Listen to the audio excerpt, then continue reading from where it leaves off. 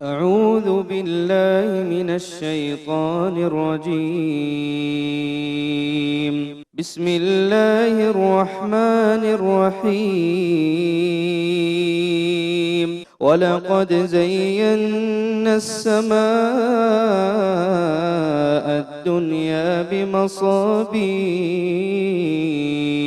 وجعلناها رجوما للشياطين وأعتدنا لهم عذاب السعير.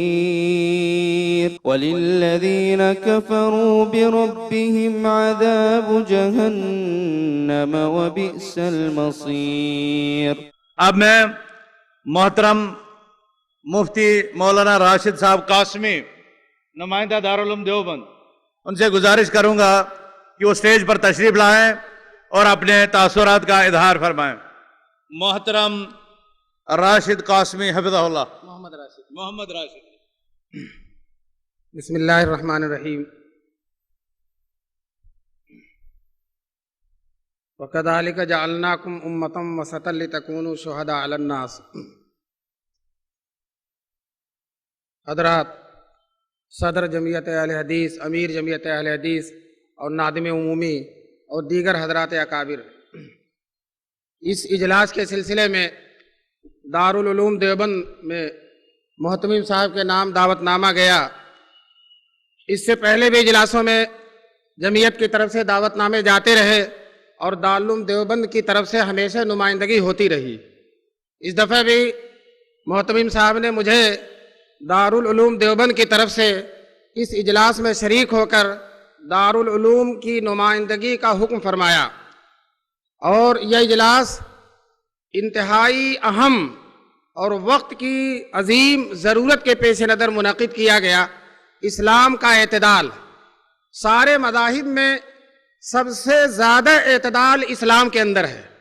اسلام کی جو مرکزی چیزیں ہیں، قرآن شروع سے آخر تک اعتدال ہی اعتدال، احادیث شروع سے آخر تک اعتدال ہی اعتدال. جناب رسول پاک صلی اللہ علیہ وسلم کی سیرت پڑھیے، ابتدا سے لے کر 63 سال کی عمر تک، وصال مبارک تک، ہر عمل میں، ہر قول میں، ہر چیز میں، اٹھنے میں، بیٹھنے میں، سونے میں، جاگنے میں، حتیٰ کی عبادتوں میں، ہر چیز کے اندر اعتدال. اللہ تعالیٰ نے اس امت کی تعریف ہی کی ہے، وَكَذَلِكَ جَعَلْنَاكُمْ أُمَّةً وَسَطًا. ہم نے تم کو انتہائی معتدل امت بنایا ہے. قرآن حدیث کو سب سے زیادہ سمجھنے والے، براہ راست جناب رسول پاک صلی اللہ علیہ وسلم سے سمجھنے والے صحابہ کرام رضوان اللہ علیہم اجمعین ہیں. ہر صحابی کی زندگی اعتدال کا مرقع ہے. ایک واقعہ بخاری شریف میں نبی پاک صلی اللہ علیہ وسلم نے صحابہ کی ایک جماعت سے کہا کہ عصر کی نماز جا کر بنو قریظہ میں پڑھنا. راستے میں سورج ڈوبنے لگا. کچھ لوگوں نے کہا نماز قضا ہو جائے گی، راستے ہی میں پڑھ لیا، قضا نہ ہونے پائے.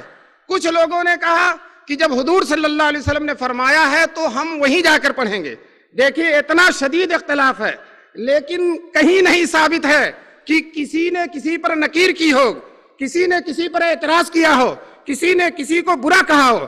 حتیٰ کہ جب واپس آئے نبی پاک صلی اللہ علیہ وسلم کے سامنے ماجرا بیان فرمایا تو حضور صلی اللہ علیہ وسلم نے اس شدید اختلاف کی نماز کے قضا اور ادا ہونے کا مسئلہ ہے. ایک نے نماز کو قضا کر دیا اور ایک نے نماز ادا کیا، اس کے باوجود نبی پاک صلی اللہ علیہ وسلم نے سکوت اختیار فرمایا، جو دونوں کی تصویب ہے، جو دونوں کی تائید ہے. یہ ہے اسلام کا اعتدال. آپ شروع سے نبی پاک صلی اللہ علیہ وسلم کی سیرت پڑھیے، حدیثیں پڑھیے اور جو ہے سیرت کی کتابیں، ہر چیز میں کس قدر اعتدال.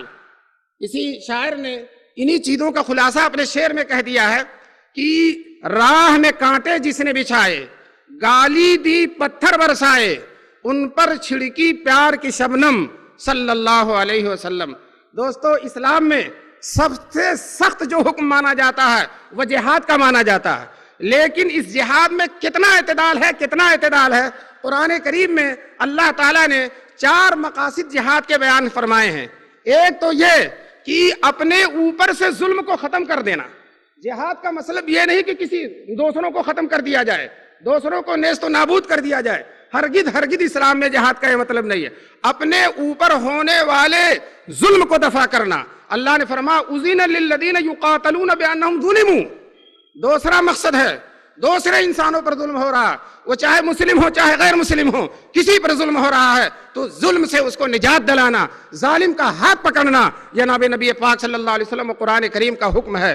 چنانچہ اللہ تعالیٰ نے فرمایا ما لکم لا تقاتلون فی سبیل اللہ والمستضعفین من الرجال والولدان.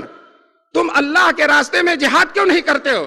بچے اور عورتیں کمزور لوگ ستائے جا رہے ہیں. دیکھیے سب سے سخت حکم ہے.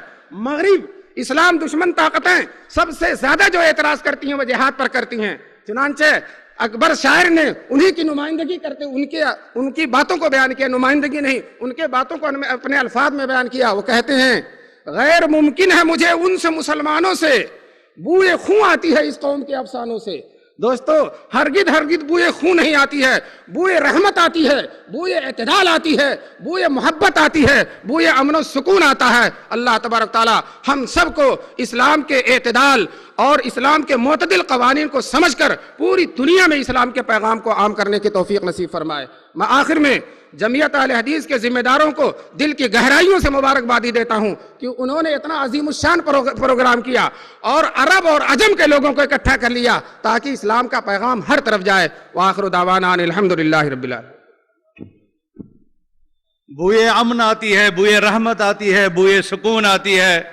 دارالعلوم دیوبند کا پیغام اور یہی پیغام ہمارا جمعیت اہل حدیث کا, اسلام کی طرف منسوب جماعتوں کا, اور قرآن جس نے ہمیں امت وسط قرار دیا. وَكَذَلِكَ جَعَلْنَاكُمْ أُمَّةً وَسَطًا. جزاک اللہ خیراً فضیلت شیخ محمد راشد القاسمی حفظہ اللہ ان قیمتی تاثرات پر.